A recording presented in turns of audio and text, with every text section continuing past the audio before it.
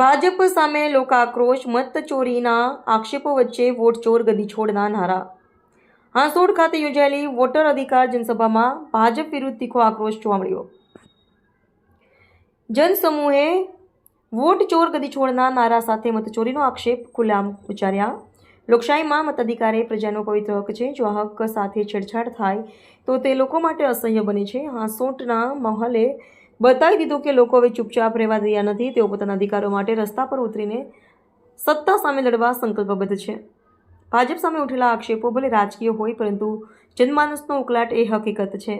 આક્રોશથી સ્પષ્ટ થાય છે કે પ્રજા હવે અન્યાય સહન નહીં કરે. જો મતાધિકાર પર પ્રહાર થશે તો તેનો જવાબ જનતા પોતે આપશે. બુથ પર નારા સાથે અને આંદોલન દ્વારા લોકશાહી માત્ર એક શબ્દ નથી, પરંતુ પ્રજાની શક્તિ છે. હાંસોટમાં ગુંજેલા નારા એ ચેતવણી છે કે હવે મત ચોરી નહીં ચાલે. જન અધિકાર અભિયાન હેઠળ આજે હાંસોટ તાલુકા કોંગ્રેસ સમિતિ આયોજિત કાર્યક્રમમાં સન્માન્ય મારા પ્રભારી પટેલ શ્રી ભીખાભાઈ રબારી સાહેબ, મનહરભાઈ પટેલ ઉપસ્થિતિમાં આજે હાંસોટ તાલુકા જન અધિકાર અભિયાન વોટ ચોર ગાડી ચોર યોજાઈ ગયો, જેમાં આવનાર તાલુકા જિલ્લા પંચાયતના સ્થાનિક સ્વરાજ્યની ચૂંટણીના આયોજનની સમીક્ષા કરી, BLO 1 BLO 2 બુથ સમિતિની ચર્ચા કરી.